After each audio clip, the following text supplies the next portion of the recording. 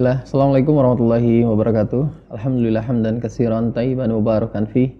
Kama yuhibbu rabbuna wa yarda. Shalatu wassalamu ala Rasulillah wa ala alihi washabihi ajmain. Amma ba'du. Alhamdulillah pemirsa Al-Furqan TV dan pendengar suara radio Al-Furqan dimanapun Anda berada. Alhamdulillah pada hari ini Selasa 4 Rabiul Awal tahun tanggal 9 November 2021. Alhamdulillah kita kembali dapat berjumpa kembali dalam program konsultasi keluarga yang insya Allah dalam waktu kurang lebih 1 jam kita akan menjawab beberapa pertanyaan yang masuk di redaksi kami yang akan dipandu dan dijawab oleh al-ustadz kita, guru kita Ustadz Ahmad Syafiq Hafidhahullah Ta'ala, dan beliau sudah berada di dengan kita sapa dulu beliau. Assalamualaikum warahmatullahi wabarakatuh. Assalamualaikum warahmatullahi wabarakatuh. Alhamdulillah.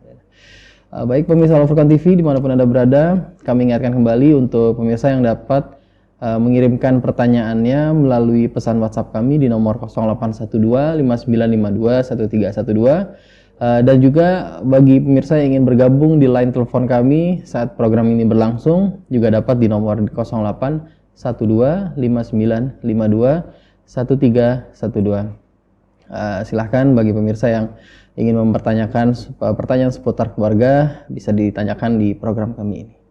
Baik Ustaz, kita mulai Ustaz, langsung di pertanyaan. Ya, benar. Baik pemirsa Al-Furqan TV, ada pertanyaan dari Fulana Ustaz dari Surabaya. Ada seorang istri yang pergi dari rumah suaminya tanpa izin.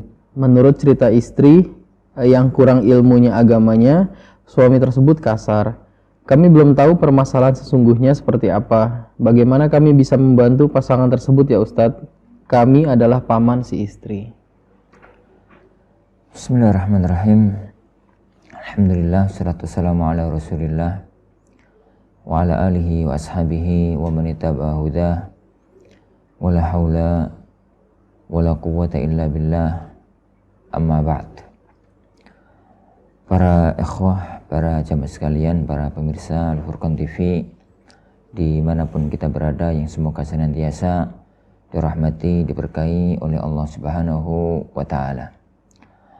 Alhamdulillah kita kembali bertemu di majelis kita, majelis mendiskusikan tentang problematika rumah tangga muslim muslimah. Satu hal yang pasti dalam hidup, bahwa tidak akan pernah ditemukan keluarga itu, suami dan istri itu nggak punya masalah, karena manusia itu punya gaya berpikir yang berbeda, punya rasa yang berbeda, punya keinginan yang berbeda, punya perasaan yang berbeda. Dan itu mesti menimbulkan gesekan dalam hidup. Yang bisa dilakukan oleh seorang adalah saling berusaha untuk saling memahami. Dan tidak semua masalah itu dipermasalahkan. Taghaful itu kalau dalam bahasa istilah para ulama. Yani taghaful, ya cuek gitu. Dengan sebagian permasalahan. Tidak semua masalah itu harus dihadapi, harus diseriusi. Karena dunia ini terlalu besar, hidup kita ini terlalu besar kalau memang harus ngurusi semua masalah-masalah dalam kehidupan ini, yang kecil-kecil semuanya dipermasalahkan. Lah, berkaitan dengan pertanyaan tadi, ada seorang suami istri yang dalam bahasa pertanyaan tadi yang bertanya adalah keluarga pamannya masih kurang ilmu. Itu pergi meninggalkan suaminya. Alasannya, katanya masih versi istri, suaminya itu kasar. Apa yang bisa dilakukan oleh keluarga dengan kasus ini? Hukum asal ya akhi, hukum asal ya ukhti. Kalau ada masalah keluarga, itu kalau bisa jangan keluar dari dinding rumah. Tetap di dalam rumah. Karena Allah Subhanahu wa Ta'ala menegaskan bahwa kalau sampai terjadi masalah keluarga, maka langkah yang pertama bagi seorang suami adalah fa'idhuhunna. Maka beri mereka itu peringatan, dinasihati dengan bahasa yang lembut. Ingat bahwa nasihat itu akan sangat manfaat kepada siapapun. Yani fadzakir fa inna dzikra tanfa'ul mu'minin. Berilah peringatan karena peringatan itu akan memberi manfaat untuk orang-orang yang beriman. Innad dina, yani innad dina nasihat, agama itu adalah nasihat. Ya. Baik yang dirasa bermasalah itu adalah suami atau yang dirasa bermasalah itu adalah istri, maka yang pertama adalah nasihat. Saling menasihati, saling menegur, dan kalau terjadi komunikasi yang baik, yani saling terjadi komunikasi yang baik, masing-masing tidak mempertahankan ego dan masing-masing itu ingin untuk islah, yakin insyaallah subhanahu wa ta'ala islah itu bisa dibangun. Yani yurida islahan yuwaffiqillahu bainahuma. Jika keduanya itu ingin berbuat baik, ingin mencapai tujuan yang baik, maka pasti Allah subhanahu wa ta'ala akan antara keduanya, akan menjadikan baik antar keduanya. Kalau ternyata kadang-kadang egoisme itu datang, nasihat pun mentah, nasihat pun gak ada fungsinya, maka tatkala itu masuk langkah yang kedua, yani fahjuruhunna, yani pisah amben, pisah kamar, pisah tempat tidur gitu ya, untuk menunjukkan bahwa tanpa kamu pun sebenarnya aku bisa hidup gitu. Ini sudah mulai level di atasnya. Lah, kalau kemudian sudah pada level itu tetap mentok juga, maka terkadang tindakan fisik itu bisa dilakukan untuk menyelamatkan bahtera rumah tangga. Fadribuhun, yani fadribuhunna, yaitu pukullah. Pukul yang tanpa menyakiti. La yaksiru azman wa la yajrahu lahman. Enggak sampai meretakkan tulang, enggak sampai melukai daging. Kalau itu sudah mentok, ditangani berdua sudah nggak bisa, maka berarti sudah butuh penengah, sudah butuh orang lain, sudah butuh keluarga, sudah butuh orang pihak lain yang masuk. Dan itu kalau bisa adalah seorang yang punya ilmu dari kalangan keluarganya.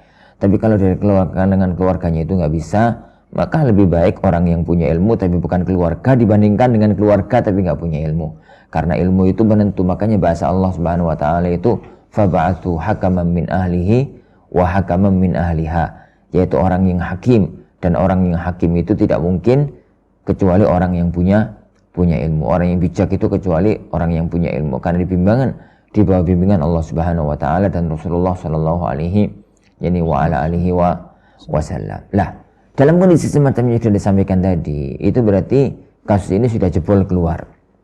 Kasus ini sudah jebol keluar, sudah keluar dari dinding-dinding rumahnya, sampai pamannya ngerti, sampai keluarganya yang lain itu ngerti. Maka kalau memang ini sudah kadung jebol keluar, nasihat anak kepada paman untuk ikut campur, bahasa kasarnya itu ikut campur, bahasa syar'inya itu menolong, gitu ya. Karena menolong keluarga itu diusahakan bagaimana caranya agar kembali rukun. Ini agar kembali rukun. Pertama, nasihat anak, cari konfirmasi dari masing-masing. Jadi cari konfirmasi dari masing-masing. Jadi ambil keterangan dari istri. Sendirian dulu. Sendirian. Ambil keterangan dari istri. Apa tahu masalahnya? Dia akan cerita macam-macam. Mesti jeleknya suami. Pasti itu. Pasti itu dalam kondisi semacam tadi itu pasti ya mau kasar kayak, ya nggak perhatian kayak, ya ini. Tanyakan sampai detail. Sampai detail itu maksudnya, suamiku kasar, ngono ya. Kasar itu bentuknya piye? Contohnya kaya apa? Ini suamiku nggak perhatian, modalnya kaya apa? Nah, jangan-jangan nggak perhatian itu misalkan kepengin beli sate nggak dibelikan sate aja dianggap nggak perhatian. Itu kan jadi lucu kan, bahasa-bahasa hiperbola, bahasa-bahasa mengungkapkan sesuatu itu di luar yang faktanya. Itu sering terjadi dalam kasus-kasus yang ini semacam itu. Kadang-kadang perbedaan adat aja menjadikan masalah. Orang yang misalkan yang wanita atau yang istri itu berawal dari keluarga yang lembut misalkan. Lah suami itu berawal dari keluarga yang pengennya itu blokosuto, pengennya itu semuanya itu belak-belakan terus terang, dianggap kasar, dianggap nggak punya perasaan dan macam-macam, itu bisa jadi masalah. Lah, kemudian yang kedua, datangi suami, tanyakan masalahnya apa. Nanti suami itu akan kasih penjelasan versi beliau. Ini versi versi beliau. Kalau sudah ditemukan dua bahan baku ini, jadi ada keterangan dari istri, ada keterangan dari suami, maka baru kemudian usahakan untuk dirembuk berdua, dikumpulkan, kemudian ini pihak keluarga paman itu insya Allah bisa memahami. Ingat ya, jangan bela, jangan sampai kalau keluarga paman ini pamannya suami bela suami, dari pamannya istri bela istri, itu akan mempengaruhi suasana. Kalau bisa malah, yani itu adalah bagaimana kalau keluarga itu dari keluarganya suami, ya banyak nasihati suami. Kalau keluarga itu dari keluarga istri, banyak menasihati istri. Campur tangan keluarga itu kadang-kadang itu malah sering memunculkan kerohnya rumah tangga. Jadi gara-gara belo, pokoknya yani ini misalkan paman dari suami, itu pokoknya entek ngamik kurang golek, itu nyalahkan istri. Jadi kemudian begitu juga dengan kalau paman itu dari keluarga istri, itu ya entek ngamik kurang golek dari nyalahkan suami. Itu malah memperkeruh suasana. Makanya bahasa Al-Qur'an, bahasanya Allah Subhanahu wa taala itu tidak sekedar keluarga, tapi fab'atsu hakaman, orang yang punya hikmah. Dan hikmah itu dibangun di atas ilmu. Bagaimana agar keduanya itu bisa islah. Benar ya benar, salah ya salah. Ini benar-benarkan, salah yang salahkan. Ya, kalau memang tatkala nanti kejadiannya istri itu keluar itu adalah benar nggak punya alasan atau alasannya nggak bisa dibenarkan, ya salahkan. Meskipun itu adalah ini ponaan Anda sendiri. Begitu juga dengan suami. Dinasihati bagaimana membangun rumah tangga. Kadang-kadang faktor umur rumah tangganya masih kadang-kadang setahun 2 tahun sering memicu masalah. Kadang-kadang permasalahan itu adalah masalah kecil remeh, jadi permasalahan yang besar, kedewasaan kadang-kadang punya pengaruh. Wallahu a'lam, sambil dinasihati untuk banyak berdoa kepada Allah Subhanahu wa taala untuk menjadi keluarga yang sakinah, mawaddah, warahmah. Wallahu a'lam bissawab. Nah, baik Ustaz, jazakumullah khairan atas jawabannya, semoga dapat memberikan solusi atas permasalahan. Yang pertanyaan kedua dari Umu Yusa, peserta KTI Ustaz. Bismillah, Assalamualaikum warahmatullahi wabarakatuh. Semoga Allah melindungi Ustadz dan semua kaum muslimin, amin. Afan, saya ingin bertanya Ustadz, suami dinas kerja di luar kota, sudah 5 tahun berjalan dan belum ada kontrak pasti sampai kapan bekerja di kota ini. Yang saya tanyakan, bagaimana hukumnya jika suami sholat di jamak, sholat Jumat hampir tidak pernah dan diganti sholat duhur di rumah, sholat wajib juga tidak berjamaah di masjid. Semua itu beliau lakukan dengan alasan musafir. Dan beliau melakukan itu juga ada dalilnya. Namun saya jadi ragu dengan apa yang dilakukan suami. Mohon penjelasannya Ustadz. Jazakallah khair. Barakallah. Tapi ukhti, itu masalah fikih. Itu satu permasalahan fikih. Tentang masalah status safar. Jadi seseorang itu dalam kondisi semacam tadi, dinas di luar kota dan nggak tahu, sudah 5 tahun tadi kayaknya ya, dan nggak tahu kontraknya itu akan sampai kapan. Yang jelas kalau dinas di luar kota berarti pulang itu jarang-jarang. Zahir dari pertanyaan itu berarti istrinya di tempat asal, dia itu dinas sendirian, istrinya itu di tempat asal, jarang-jarang pulang. Kalau bisa memperjelas lagi, waktu tolong disusulkan pertanyaannya. Jadi pulang itu berapa hari sekali? Ini itu pulangnya, karena dinas itu macam-macam. Ada yang pergi misalkan 2 pekan, off-nya 2 pekan, ada yang perginya itu sepekan, off-nya 3 pekan, kadang-kadang malah normal tapi setiap hari Sabtu Ahad pulang gitu, dan macam-macam itu kadang-kadang mempengaruhi hukum. Alakulin, kembali kepada kaidah umum aja. Ini kembali kepada kaidah umum aja tentang masalah safar. Tentang masalah hukum safar. Yang namanya safar itu hukum asalnya adalah yani apabila dia itu namanya orang itu safar apabila orang itu terpenuhi 2 syarat utama. Yang pertama, melakukan perjalanan jauh dari tempat dia tinggal, tempat sama keluarganya itu melakukan perjalanan jauh. Para ulama berselisih panjang jauh ini standarnya apa. Mazhab yang banyak berkembang di negeri kita dan itu adalah mazhab Syafi'iyah adalah sekitar 80-an kilometer. 80-an kilometer. Sedangkan kalau kita tidak mengambil pendapat jarak, maka dikembalikan kepada urf yang berlaku di tengah masyarakat. Kalau perjalanan itu sudah dianggap jauh ya berarti jauh. Lepas dari masalah itu, yang penting itu perjalanan jauh karena itu perincian hukum fikih. Yang kedua, perjalanan jauh itu sampai meninggalkan balad. Meninggalkan balad itu meninggalkan area daerah tempat dia tinggal. Ini meninggalkan daerah tempat dia tinggal. Apa itu balad? Balad itu adalah area di mana orang di daerah tersebut itu tempat-tempat umumnya satu, pasarnya satu, tempat-tempat umumnya itu rumah sakitnya satu. Jadi kita katakan satu Surabaya itu satu balad, satu Gresik kota itu satu balad. Kalau daerah-daerah desa ya mungkin satu kecamatan lah, itu satu balad. Karena secara umum satu kecamatan itu ya puskesmasnya satu, kemudian kantor posnya satu, kemudian kadang-kadang tempat-tempat umumnya itu ya satu, begitu ya. Secara umum itu semacam itu adalah satu balad. Dia pergi meninggalkan jauh keluar, tujuannya adalah jauh. Kemudian yang kedua itu keluarnya itu sampai meninggalkan negeri tempat dia berada, area daerah tempat dia berada. Apabila dua syarat ini terpenuhi, maka dia dianggap sebagai orang yang safar selama masih dalam perjalanan. Jadi selama masih dalam perjalanan, maka berarti dia itu musafir. Baik. Lah setelah nyampe di tempat tujuan, itu masalahnya lain. Namanya apakah orang kalau sudah sampai di tempat tujuan, orang yang sudah sampai di tempat tujuan itu masih dianggap musafir atau tidak? Itu atau tidak, atau tempat musafir atau tidak. Lah, itu ada 3 kemungkinan atau ada 2 kemungkinan. Kemungkinan yang pertama ya akhi, ya ukhti, kalau sudah sampai di tempat tujuan, itu ada 2 kemungkinan. Yang pertama adalah langsung niyatul iqamah.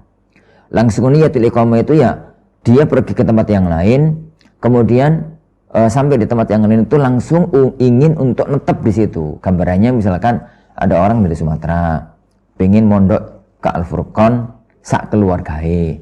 Budal dari sana Sumatera Jawa ya jauh. Kemudian yang jelas-jelas itu adalah safar. Selama perjalanan itu jelas-jelas musafir. Lah, tapi dari awal itu sudah punya niat memang mau hijrah dari Sumatera ke Bumi Serawa untuk netep di sini,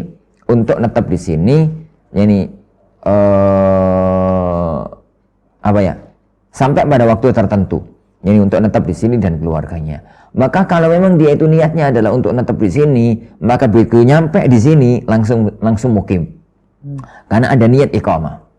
Jadi ada niat iqamah. Begitu nyampe di sini langsung mukim. Berlaku hukum iqamah dan sama sekali tidak berlaku hukum safar. Itu yang pertama. Yang kedua, apabila tidak ada niat mukim. Tidak ada niat mukim. Jadi dia di situ hanya untuk sementara waktu. Kalau sudah selesai hajatnya, maka dia itu akan pulang. Jadi yang pertama tadi memang langsung kepingin jadi penduduk Serawa, kepingin jadi penduduk Gresik, kepingin jadi penduduk apa itu, jadi langsung menetap. Yang kedua, apabila tidak ada niatan itu, dia kesini hanya untuk menyelesaikan hajatnya, kalau sudah selesai maka pulang. Dan kondisi pertanyaan tadi adalah yang kedua ini. Maka itu ada 2 kemungkinan.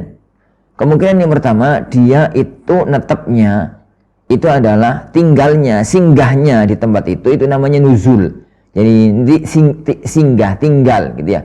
Itu ada nuzul mustaqir dan ada nuzul ghairu mustaqir. Nuzul mustaqir itu paten. Jadi kapan dia datang, kapan dia pulang, paten. Kayak misalkan gambarannya itu adalah orang yang sudah punya tiket PP. Jadi saya dari Gresik sini berangkat ke Jakarta, ada satu keperluan, paten sebulan, PP sudah ada. Karena mau ada urusan daurah, mau ada urusan ngajar, mau ada urusan ini, ada urusan itu selama sebulan. Dan itu paten. Itu namanya nuzul mustaqir. Yang kedua, nuzul ghairu mustaqir. Nuzul ghairu mustaqir itu nggak tentu kapan pulangnya. Yang penting selesai besok, ya lusanya pulang. Selesai lusa, besoknya lagi pulang. Selesai pekan depan, langsung pulang. Nggak jelas itu kapannya. Ini pahami ya? Jadi nuzul mustaqir itu dari awal kedatangan itu sudah tahu saya akan di sini selama 10 hari, saya akan di sini selama sebulan, saya akan di sini selama 1 semester, saya di sini akan selama 1 tahun, gitu ya, dan macam-macamnya. Lah, jika nuzul itu mustaqir, maksudnya dia singgah di satu tempat dan itu paten, kapan dia akan pulang ke kampung halamannya, kapan dia itu akan pergi dari kampung halamannya, apa itu balik lagi ke kampung halamannya semacam itu, maka mazhab jumhur para ulama, mazhab mayoritas para ulama mengatakan orang itu berlaku hukum safar sampai 4 hari tok. Sampai 4 hari tok. Ini mazhab jumhur nih. Kalau zaman sekarang dikuatkan oleh Syekh bin Baz dan yang lainnya, itu sampai 4 hari tok. Kalau sudah masuk hari yang kelima, maka dia berlaku hukum mukim. Dia berlaku hukum mukim. Ini mazhab sebagian para ulama. Bahkan sebagian ulama mengatakan langsung mukim. Wallahu alam bisawab. Meskipun yang lahir bagi anak secara pribadi adalah lihat kondisi. Jadi kalau kondisinya dia itu adalah kondisinya masih kayak orang musafir, yo masih pakai tas, yo di hotel, yo masih pakai tasnya, pakai buku-bukunya, lemari baju-bajunya itu masih di koper. Kondisinya itu kayak kondisi musafir, maka berarti dia itu musafir. Tapi kondisi semacam ini, kalau orang itu tidak netap misalkan 1 bulan, yakin sudah kondisinya kondisi mukim, ya bajunya ditaruh di lemari, ke 1 bulan. Jadi hampir nanti dia siap-siap lagi mau pulang 2 hari sebelumnya. Jadi 2 hari itu sebelumnya. Maka kondisi itu adalah kondisi orang yang mukim. Meskipun saya katakan tadi, mayoritas para ulama mengatakan bahwasanya dia itu adalah orang yang dianggap mukim dengan kondisi yang semacam itu pasca 4 hari. Ini pasca 4 hari. Adapun kalau orang itu adalah orang yang nazil ghair mustaqir, orang yang singgah, musafir kemudian singgah di suatu tempat dan singgahnya itu tidak paten. Kapan selesainya? Kapan selesainya? Lah, singgah yang tidak paten, kapan selesainya? Inilah yang ada mazhab sampai bertahun-tahun pun nggak apa-apa. Karena nggak jelas kapan dia pulang. Bisa besok, bisa lusa, bisa kapan, pasti. Pokoknya begitu selesai, besoknya siap-siap, lusanya pulang. Dan nggak pasti itu kapannya. Nah, dalam kondisi semacam ini, sebagian para ulama mengatakan batasannya 20 hari. Setelah itu tetap mukim. Sebagian ulama mengatakan meskipun 2 tahun, 3 tahun.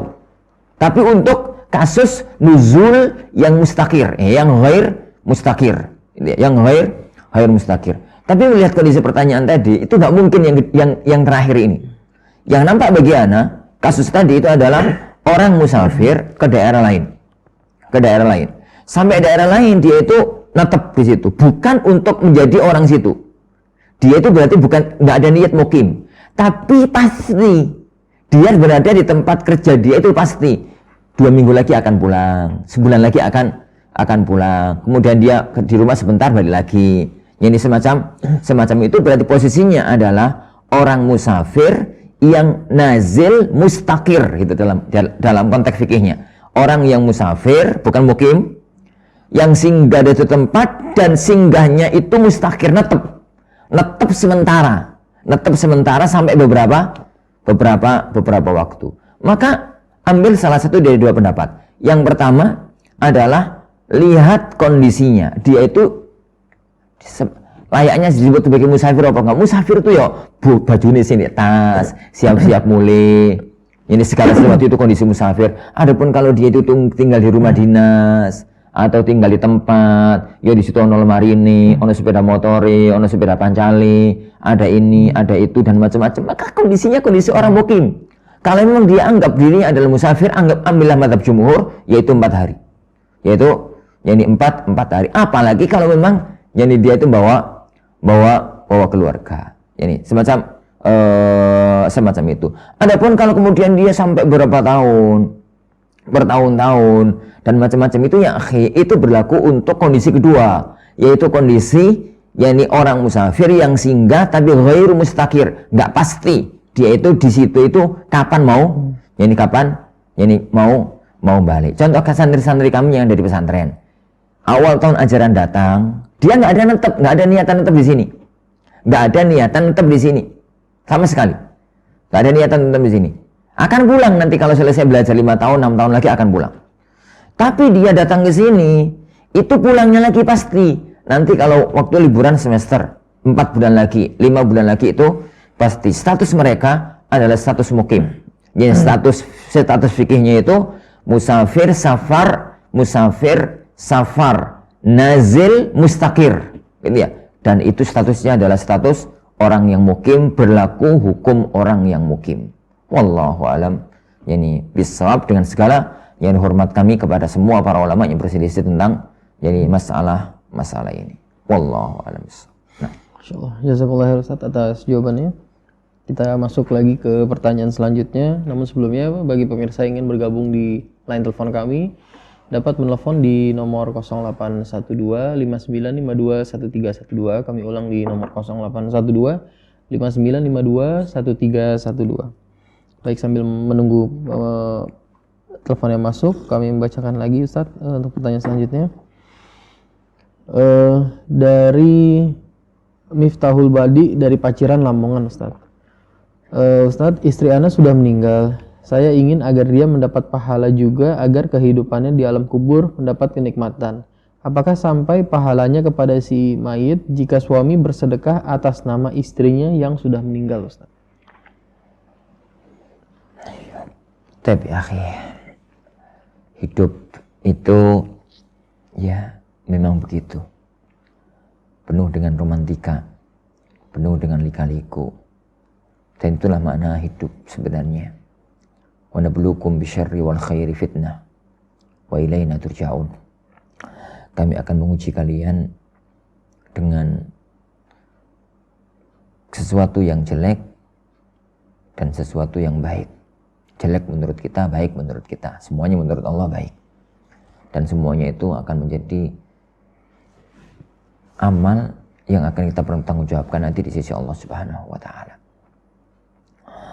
Kita yakin semua yang Allah lakukan untuk kita adalah yang terbaik untuk kita jika kita insan yang beriman. Kematian keluarga itu memang berat. Karena istri itu garwo dalam istilah orang Jawa. Sikarane nyawa. Itu memang sangat berat. Tapi begitulah yang memang sudah menjadi ketetapan dari Allah. Tidak bisa kita tolak, tidak bisa kita hindari. Dan di antara bentuk cinta seorang suami pada istrinya adalah bagaimana dia ingin untuk istrinya itu mendapatkan kehidupan yang baik di alam akhirat. Pertama, nasihat ana sebelum bahas pertanyaan tadi. Doakanlah dia untuk mendapatkan ampunan dari Allah, diterima amal kebajikannya, dilipat gandakan pahalanya, diberikan kehidupan yang baik di alam akhirat. Karena doa itu bermanfaat, yaitu untuk mayit dari orang hidup, siapapun yang berdoa. Jangankan suaminya, tonggoi pun, koncoi pun, itu akan memberi manfaat kepada mayit tatkala seorang itu didoakan oleh orang yang masih hidup. Yang kedua, didik anak-anaknya dengan baik. Insyaallah, meskipun nggak ada pertanyaan tadi, kalau Anda bertanya, kalau yani antum punya anak dari istri tersebut, maka didik anak itu dengan baik. Dan itu adalah bakti seorang suami kepada mantan istrinya yang telah meninggal dunia yang terbaik. Karena anak itu akan jadi aset besar bagi orang yang telah meninggal dunia. Jauh lebih besar dibandingkan dengan apa yang antum sampaikan tadi. Karena anak itu kalau jadi anak yang soleh, yang solehah, maka semua amal kebaikan anak secara otomatis ibu akan mendapatkan bagiannya. Meskipun ibu gak ikut didik. Karena ibu itu adalah yang ngandung, yang melahirkan, yang menyusui. Jadi, kalau dia ikut didik maka itu adalah nurun ala nur, cahaya di atas cahaya. Tapi kalau memang dia nggak ikut didik karena meninggal dunia, itu adalah udzur. Tapi setidaknya dia adalah yang mengandung, dia adalah yang melahirkan, dia adalah yang menyusui. Maka dia akan berlaku mendapatkan bagiannya. Kata Allah Subhanahu wa taala, "Wa alaysa lil insani illa ma sa'a dan manusia itu tidak akan mendapatkan kecuali apa yang dia usahakan. Yani, dan tatkala Rasulullah SAW membacakan ayat ini, beliau menyebutkan wa inna waladakum min kasbikum, dan sungguhnya anak-anak kalian adalah dari hasil usaha kalian, jadi hasil usaha kalian. Kalau nanti anak itu anak yang jadi anak soleh, mendoakan, maka akan sangat bermanfaat untuk orang tuanya. Idza matal insan qata amaluhu illa min thalath. Apabila seorang anak manusia itu meninggal dunia, maka amal perbuatannya akan terputus illa min thalath, kecuali karena 3 hal. Shadaqatun jariyatun, sedekah yang mengalir terus pahalanya, yaitu wakaf, wa ilmun yuntafa'u bihi, ilmunya manfaat, dan anak soleh, wa waludun solihun yad'u lahu, dan anak soleh yang mendoakan kepada orang tuanya. Nah, tapi kadang-kadang orang itu gak marem, ya. Orang Jawa itu kadang-kadang gak marem. Padahal kalau dipikir sebenarnya itu, ya, orang itu bersedekah atas nama istri, bersedekah atas nama orang lain, itu sebenarnya itu jauh di bawah kalau orang itu melakukan apa yang anak katakan tadi, didik anaknya dengan baik. Misalkan anak ditinggal wafat oleh orang tuanya, anak ditinggal wafat oleh orang tuanya. Sering anak itu anak yang baik, anak yang bakti, gitu. Itu ingin mendapatkan bahagianya orang tua, itu mikirnya itu adalah bersedekah atas nama orang tua, bersedekah atas nama orang tua. Padahal kalau kita balik cara berpikir itu sedikit saja. Jadi kenapa harus atas nama orang tua?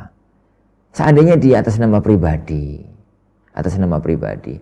orang tua itu persis akan mendapatkan bagian pahalanya.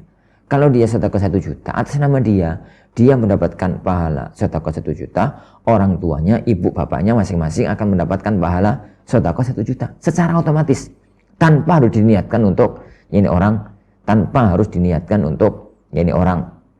orang tuanya. Kenapa? Karena amal kebaikan anak adalah amal kebaikan orang tua. Masih ingat tak hadis riwayat Imam Tirmidzi, tatkala Rasulullah SAW mengatakan, ada orang tua yang dia itu dimasukkan oleh Allah ke dalam surga, kemudian diberi pakaian dengan pakaian surga, dikasih mahkota surga, ditempatkan tempat yang mulia di surga. Sampai orang tua itu bingung, mereka tuh sampai mengatakan ya Rabb, anna lana hadza, ya Allah, ini semua pahala semua yang saya dapatkan ini dari mana ya Allah?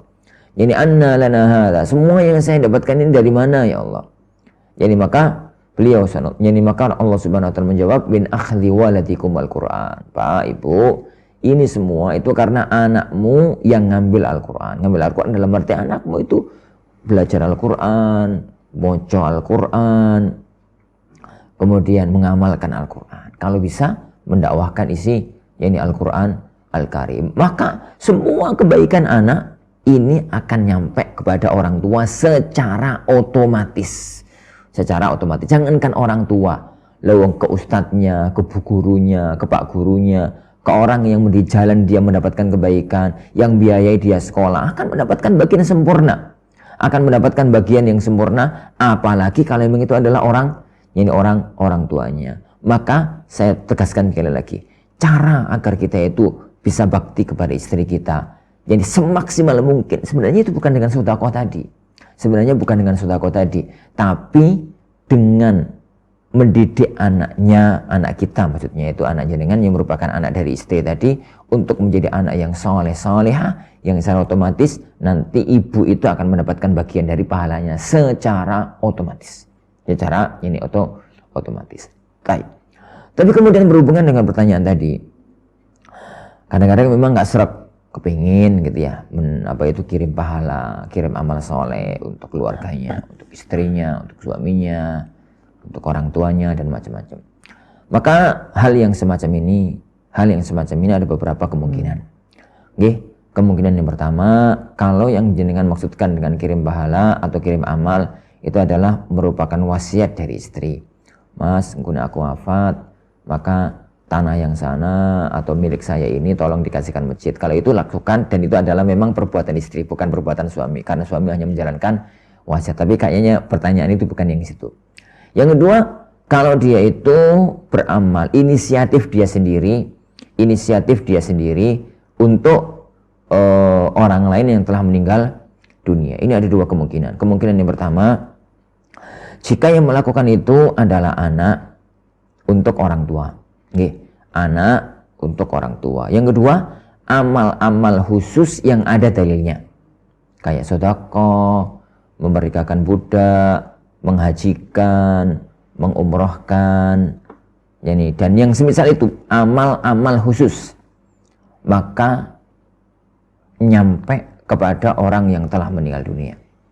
Suatu hari ada seorang wanita datang sama Rasulullah SAW. Ya Rasulullah, inna ummi tuwfiyat. Ya Rasulullah, hadis ini dalam Sahih Bukhari.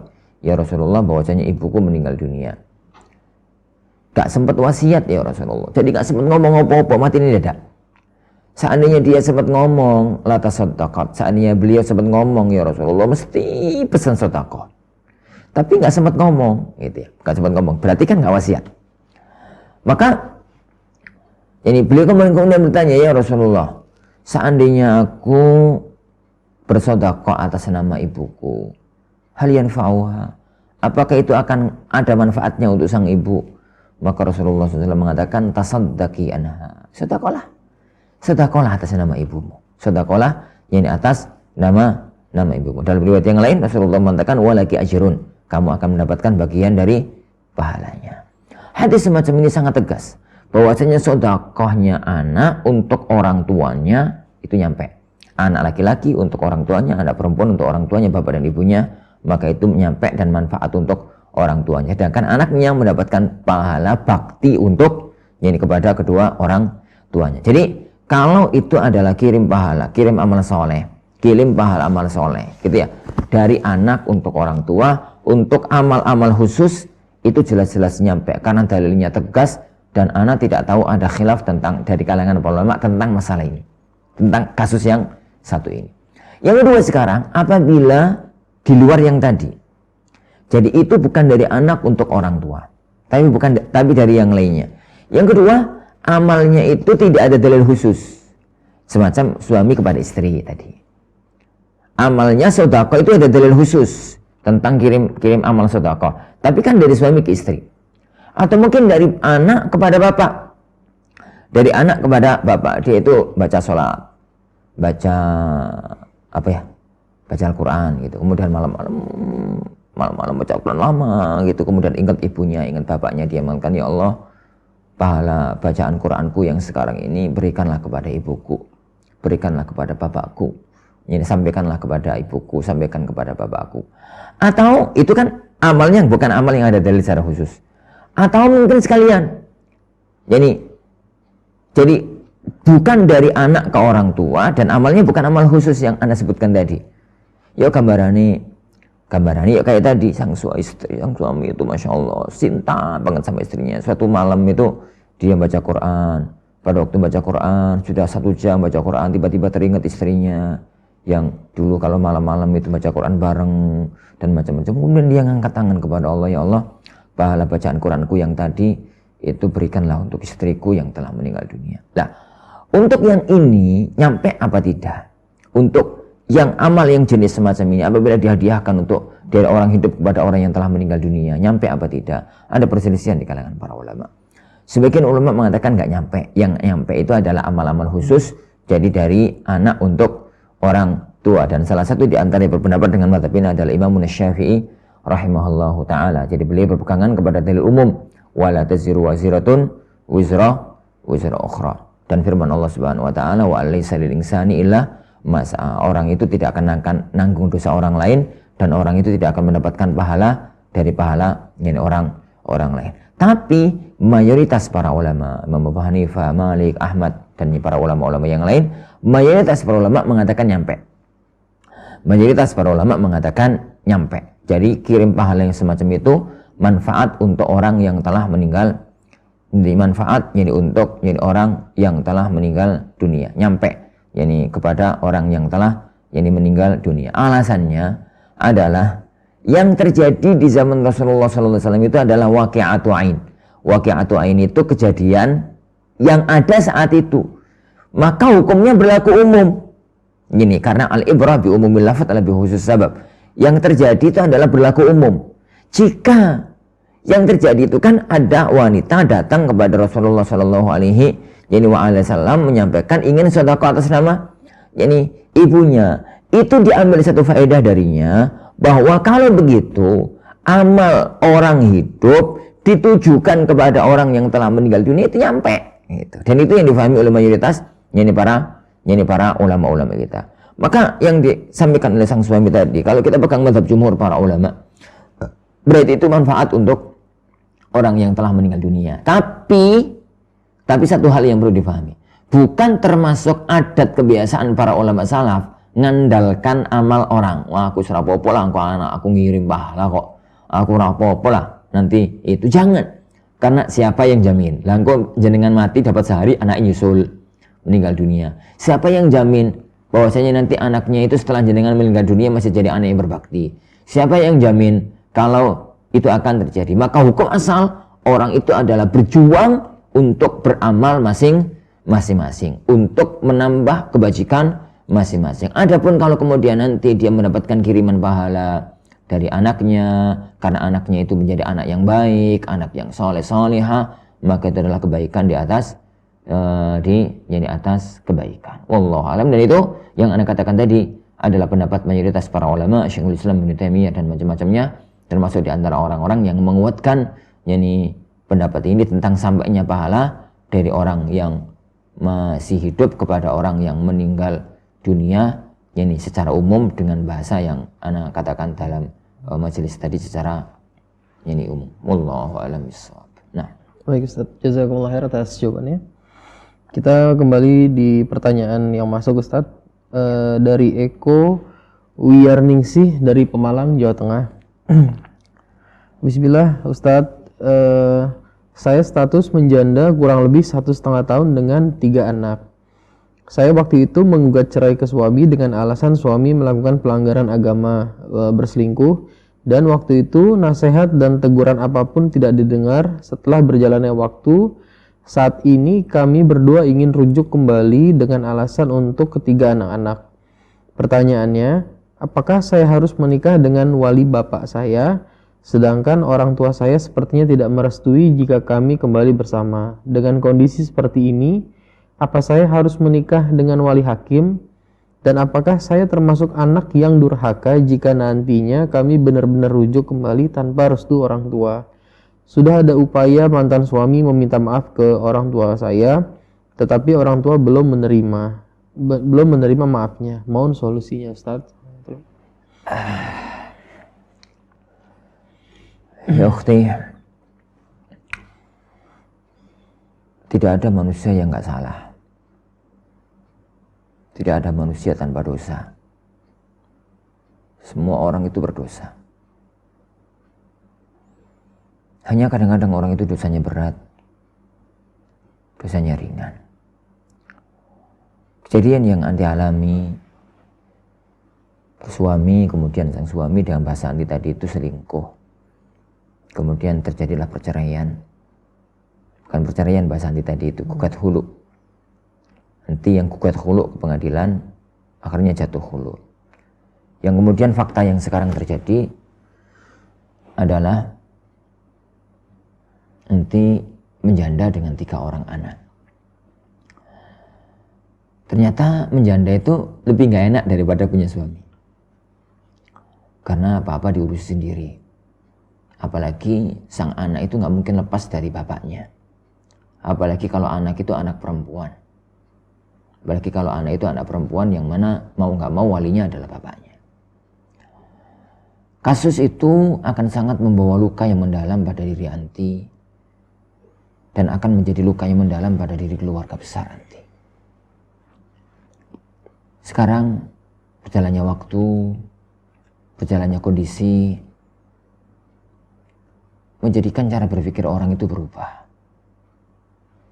Nanti kepingin untuk rujuk dengan sang suami. Ana katakan, rujuk itu boleh dan sangat dianjurkan. Dengan syarat sang suami telah taubat dari perbuatannya. Karena kalau tidak, maka nggak boleh. Yang kata Allah Subhanahu Wa Taala, "Az-zani la yankihuha azani la yankihu illa zaniyatan aw musyrikah. Laki-laki yang tukang zina itu nggak boleh nikahi wanita baik-baik. Dia itu nggak boleh menikah kecuali dengan wanita pezina yang semisalnya. Nggak cocok nikah kecuali wanita pezina yang semisal dia atau wanita musyrik sekalipun. Itu bahasa mubalaghah. Jadi pokoknya ini uang ikut pezino, ya cocok ini wanita zino juga. Gitu. Maksudnya itu begitu. Bahasa kasarane lah. Jadi tidak layak wanita baik-baik untuk kembali menikah dengan laki-laki yang berzina.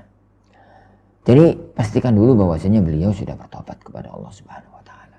Lah, apabila beliau sudah bertobat kemudian berpikir untuk rujuk, maka itu adalah amal yang sangat bagus demi menyelamatkan anak-anak kita. Karena bagaimanapun juga anak kita itu butuh agar orang tuanya itu bisa menyatu, agar orang tuanya itu bisa kembali. Jadi agar orang tuanya bisa menyatu, agar orang tuanya itu bisa kembali. Lah, pertanyaannya sekarang, anti kepingin rujuk, suami kepingin untuk rujuk, karena kasusnya ini adalah hulu dan sudah terjadi lama, maka boleh rujuk tapi harus nikah ulang dengan nikah yang baru. Kayak gambarannya itu sang suami ngelamar, kemudian anti terima, kemudian nikah lagi, gitu. Kemudian nikah lagi. Lah, karena ini adalah nikah yang baru, maka statusnya adalah kayak anti nikah dengan laki-laki lain. Ini sudah bukan bahasa rujuk. Ini bahasa nikah baru. Yang kemarin sudah lepas. Laki-laki itu, suami itu sudah bukan lagi suami Anda, suami anti. Maka harus nikah baru. Lah, kalau memang harus nikah baru, berarti harus terpenuhi syarat rukunnya pernikahan. Dan di antara syarat rukunnya pernikahan yang utama adanya wali. Sedangkan bapak anti masih ada. Maka wajib untuk pernikahan itu atas restu dari sang bapak. Tidak bisa tidak. Boleh enggak nikah pakai oleh wali hakim? Tidak boleh. Karena hakim itu bukan wali. Hakim itu jadi wali kalau memang sudah enggak ada wali. Kata Rasulullah SAW, wassultanu, kata Rasulullah SAW, yani la nikaha illa biwaliyin. Yani ayyuma imra'atin nakahat bi ghairi izni waliha fanikahuha batil. Wanita manapun yang nikah tanpa izin dari walinya, maka nikahnya batil. Fanikahuha batil wa nikahuha batil. Nikahnya batil. Fasultanu waliyu man la waliya lahu. Adapun sultan, pengadilan agama KUA gitu ya. Sultan itu adalah wali dari orang yang nggak punya wali. Gitu. Jadi kalau wanita itu bapak nggak punya, sudah meninggal dunia, kakak nggak punya, adik nggak punya, paman nggak punya, ponakan nggak punya, pokoknya nggak punya wali lah. Maka tatkala itu as-sultanu waliyyu man la waliya lahu, yang menjadi wali adalah Pak KUA. Atau seorang wanita itu anak zina. Karena dia itu adalah anak zina, berarti dia nggak punya bapak. Kalau nggak punya bapak, berarti nggak punya kakek. Karena nggak punya kakek, nggak punya bapak, nggak punya kakek, nggak punya saudara kandung, nggak punya saudara sebapak, nggak punya paman. Akhirnya nggak punya wali. Kalau bagi wanita yang tidak punya wali, maka berarti dia itu adalah sultan waliyyu man la waliya lahu. Atau orang misalkan di daerah bencana, tsunami misalkan, semua keluarganya hilang. Kemudian dia sekarang diramu di daerah lain, kemudian kepingin nikah, ya sudah dianggap keluarganya hilang dalam bencana tsunami. Misalkan kemudian dia nggak punya wali, maka sultan waliyyu man la waliya lahu. Adapun kondisi anti ya ukhti, anti itu punya wali jelas malahan ono bapake. Jelas. Maka tidak ada jalan kecuali adalah bagaimana caranya agar bapak itu menjadi wali, agar bapak itu menjadi wali. Anti yang baik sama istri, sampaikan gitu. Ini sampaikan dengan bahasa lembut, jangan gurui orang tua, jangan delili ini orang tua. Tindakan inisiatif dari sang suami, mantan suami, bahwasanya dia minta maaf itu adalah tindakan yang bagus. Anti coba mendekati orang tua, ini diajak berpikir, DP gitu kalau bahasa kita, sowan, ini gimana gitu ya. Ini agar nasib demi rumah tangga, demi siapa ya? Demi putune, demi apa gitu, untuk menikahkan. Anggaplah dia tidak mau menikahkan, minimal anggaplah belum kuat untuk menikahkan, ketemu dengan mantan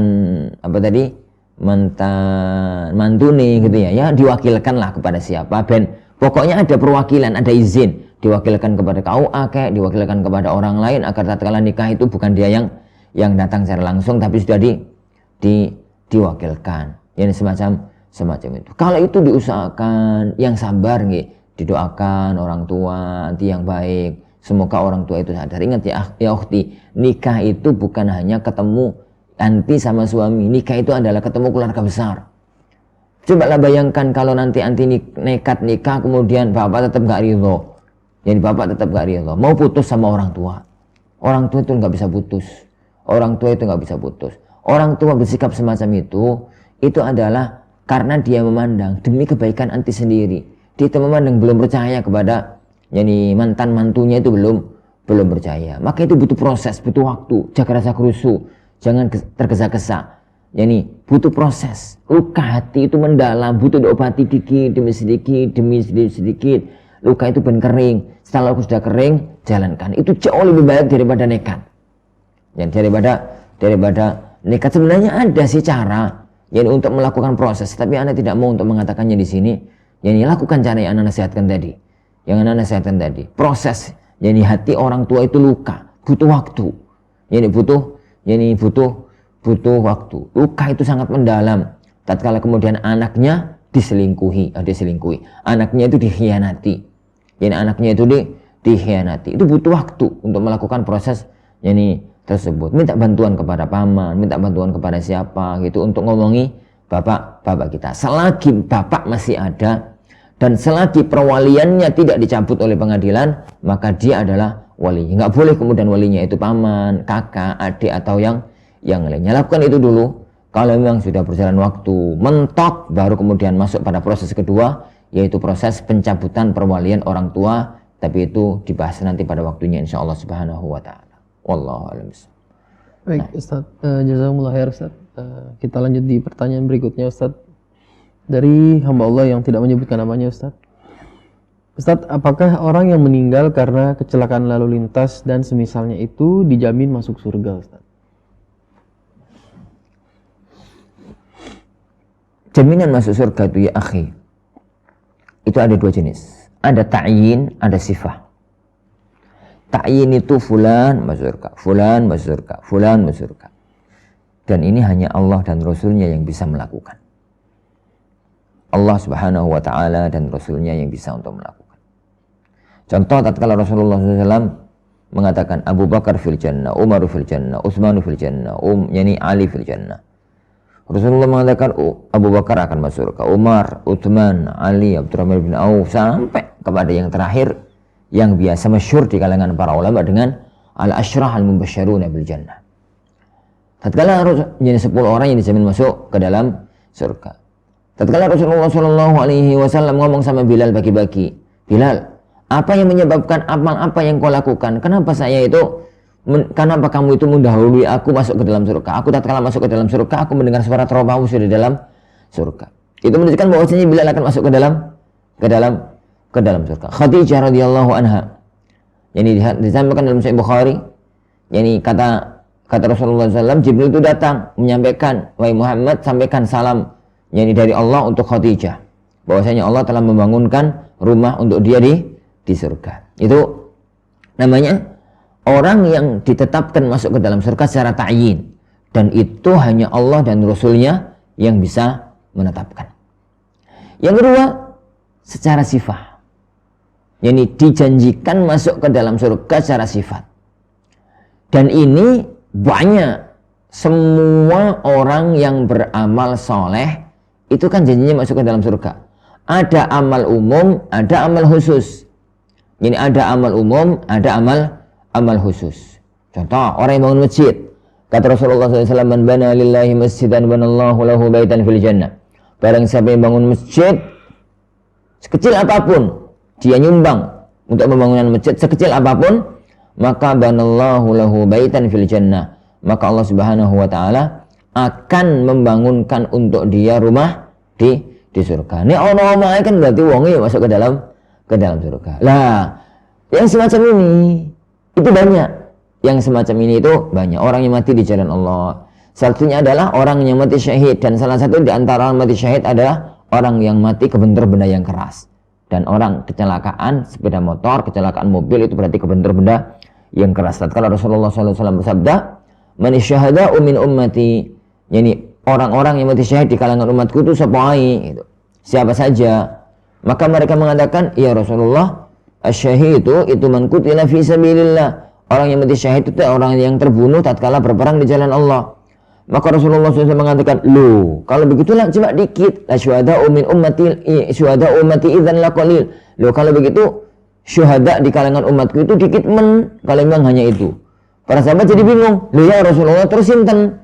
Siapa saja orang-orang yang akan mati syahid?" Maka kemudian beliau mengatakan, "Man mata mabtunan fa huwa syahid." Orang yang mati karena sakit perut mati syahid, mati karena melahirkan mati syahid, mati karena tenggelam mati syahid, mati karena kebakar mati syahid, mati karena kebentur benda keras mati syahid, mati karena ini banyak. Itu jenis-jenis orang yang mati ke dalam, yani mati dalam kondisi syahid. Gitu ya.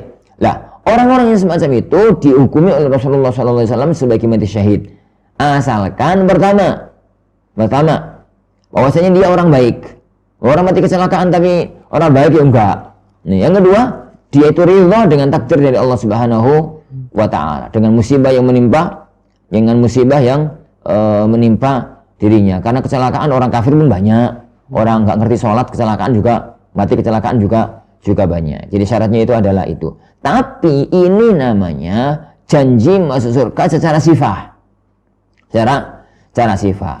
Kita katakan fulan kiai yang meninggal dunia karena kecelakaan, mati syahid, kita katakan orang yang wafat, orang baik yang wafat karena kecelakaan adalah syahid, insya Allah masuk surga. Tapi kalau kita katakan fulan pak yai mati masuk ke dalam surga karena dia gini dan ini, maka nggak boleh. Ini kata Imam Bukhari rahimahullah taala, bab yani la yuqal fulan, yani la, ini apa itu bahasa beliau itu, bab tidak boleh dikatakan fulan masuk ke dalam surga, fulan syahid, fulan masuk ke dalam surga, pasti masuk ke dalam surga. Kenapa? Tidak ada seorang pun yang tahu. Kita itu ya akhi hanya tahu amal zahir, sedangkan Allah Subhanahu wa taala itu melihat unsur amal perbuatan itu zahir dan batin. Ono wong itu yang kelihatannya sholatnya rajin, rapin, gitu, ahli ibadah, pasti masuk ke dalam surga? Belum tentu. Bisa jadi orang itu nggak ikhlas. Orang itu yang ahli berjuang, ustadz besar, selalu ngajar sana sini, kelihatannya dalam masuk surga, tapi belum tentu. Masih ingat toh? Hadis Abu Hurairah, tatkala Rasulullah SAW mengatakan, "Awwalu man tusa'aru bihimun nar yaumil qiyamah thalatha." Jadi orang yang pertama kali akan dimasukkan oleh Allah ke dalam neraka itu ada 3. Satunya adalah orang yang dermawan, orang yang ahli ibadah, orang yang mujahid, orang yang mengajarkan ilmunya. Mereka semuanya dipandang sebagai orang-orang yang baik di dunia, tapi ternyata Allah masukkan mereka ke dalam neraka gara-gara tidak ikhlas dalam melakukan amal kebajikan. Jadi intinya semacam itu. Kalau kita katakan bahwasanya di antara ciri-ciri orang yang mati syahid adalah orang yang mati karena kecelakaan, maka kita harapkan dia masuk ke dalam surga. Iya, monggo semacam itu. Tapi kalau kemudian kita katakan fulan akan masuk ke dalam surga karena dia mati kecelakaan, maka tidak bisa dikatakan seorang pun kecuali ada ketetapan langsung dari Allah dan dari Rasulullah Shallallahu Alaihi Wasallam. Wallahu a'lam bishawab.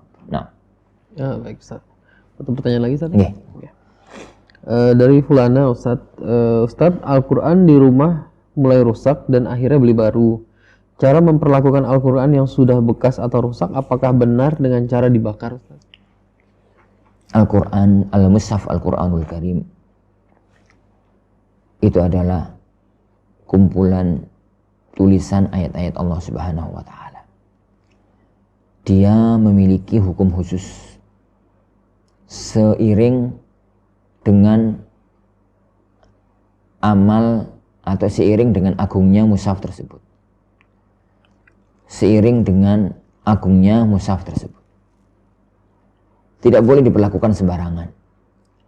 Tidak boleh untuk dilecehkan. tidak boleh untuk dinodai kesuciannya. Maka dalam dunia fikih ada hukum khusus, yaitu tidak boleh menyentuh mushaf kecuali orang yang suci, dengan segala khilaf yang ada di kalangan para ulama. Kata Allah Subhanahu wa taala, la yamassul qur'ana la yamassuhu illal mutahharun, tidak bisa menyentuhnya kecuali makhluk yang disucikan. Dan Rasulullah SAW bersabda, la yamassul qur'ana illa tahir, tidak boleh menyentuh Al-Quran kecuali orang yang suci. Tidak boleh membawa Al-Quran ke negeri musuh, yani ke negeri musuh karena khawatir akan dilecehkan, dirusak kehormatannya dan keagungannya. Nah, masalah yang kadang-kadang berangkat dari itu, masalah yang sering muncul adalah, alhamdulillah kalau kemudian Quran kita itu sampai rusak, itu berarti sering bocor. Ini Quran itu api, nggak pernah rusak, berarti nggak pernah dibaca. Jadi kesyukuran kita tatkala Al-Quran kita itu rusak, lama, usang gitu ya, itu menunjukkan bahwasanya itu sering gitu kita baca. Ini sering kita baca. Lah, tapi kemudian rusak, kepingin beli lagi yang baru. Bagaimana dengan itu? Pertama, tetap pada kaidah hormati, agungkan, muliakan mushaf Al-Quranul Karim. Kalau tidak rusak, bagaimana cara untuk memposisikannya? Posisikan dengan kaidah umum. Jangan sampai melecehkan Al-Quranul Karim. Bagaimana caranya? Pertama, kalau tempat jenengan itu longgar, ya taruhlah di kardus. Kardusnya taruh di tempat yang sopan. Nanti mushaf-mushaf yang rusak itu dikumpulkan jadi satu di situ. Itu yang pertama. Yang kedua, kalau itu banyak Ustaz, apalagi kalau anaknya itu banyak, kemudian semuanya ngaji di pesantren, yang hafal Al-Quran, hafalan Al-Quran itu mushaf di rumah itu tiap tahun itu ganti. Jadi tiap tahun itu ganti di rumah anak itu, tiap tahun itu ganti Quran. Anak-anak itu kan megang Quran kadang-kadang nggak terlalu rapi gitu ya, cepet ganti sehingga numpuk. Apa yang dilakukan? Taruh di kardus kalau memang itu, dan taruh di tempat yang sopan, yang terhormat. Itu yang pertama. Kalau enggak, rumahnya kecil saat kalau itu numpuk jadi tempat, jadi sumpah gitu, maka lenyapkan Al-Quran itu dengan cara yang tidak akan dia itu dilecehkan. Jangan dibuang di tempat sampah, jangan disapu, jangan dikilukan, nanti buat tutulan kacang. Tapi bakarlah di tempat yang suci sampai enggak tersisa tulisannya, sampai benar-benar jadi abu, total jadi abu, sehingga nanti Al-Quran itu lenyap, Al-Quran itu hilang, enggak tersisa. Dan dengan itu kita selamatkan dia dari pelecehan. Itu dulu yang dilakukan oleh Utsman bin Affan terhadap mushaf-mushaf Al-Quran yang ada di zaman para sahabat setelah beliau membukukan Al-Quranul Karim menjadi satu mushaf yang disebar ke 6 penjuru dunia, yang kemudian kita kenal dengan mushaf Utsmani. Yang lainnya, mushaf-mushaf yang pernah ada di tulisan di pelepah korma, yang pernah ada di kayu, pernah ada di batu, pernah apa di apa, itu semuanya dihancurkan, dibakar oleh Umar, ini oleh Utsman, ini Ibnu Affan, dan itu dengan kesepakatan para sahabat, para ulama yang ada pada waktu itu. Itu yang pertama. Itu yang kedua, gitu ya, dibakar. Kalau tidak, susah juga cara yang ketiga. Jadi meskipun kalau dibakar itu nggak susah sih, tapi bakarnya jangan campur ya. Bakarnya jangan campur tempat sampah atau apa. Bakar khusus buku Al-Quranul Karim. Yang ketiga, kalau enggak, maka sebagian ulama mengatakan kubur dia di tempat yang suci dan insya Allah terhormat, dikubur. Karena kalau dikubur, dia nanti akan hancur dengan sendirinya seiring dengan lamanya dia terkubur, hancur bersama tanah. Tapi yang saya anjurkan dibakar. Yang saya anjurkan itu dibakar, karena dibakar itu lebih cepat lenyap daripada dilakukan. Kalau memang bisa dilakukan yang pertama, lakukan cara yang pertama. Kalau memang tidak, maka dilenyapkan dengan cara dibakar tersebut. Jangan dicampurkan dengan tempat sampah, tapi dibakar khusus jadi untuk menyelamatkan mushaf Al-Quran Al-Karim tersebut. Wallahu a'lam bishawab. Baik Ustaz, jazakumullah khair Ustaz atas segala jawabannya. Kami mengucapkan terima kasih juga kepada para penonton Al-Furqan TV dan pendengar suara di Al-Furqan yang telah menyimak dari awal hingga akhir. Mohon maaf untuk pertanyaan yang telah masuk, mungkin kita akan pending dan insya Allah kita akan jawab di pertemuan berikutnya. Kami ucapkan juga jazakumullah khair kepada Ustadz Ahmad Sabik yang telah menjawab pertanyaan dari kita. Kita tutup majelis kita dengan doa kafaratul majelis. Subhanakallahumma wa bihamdika asyhadu an la ilaha illa anta astaghfiruka wa atubu ilaik. Assalamualaikum warahmatullahi wabarakatuh.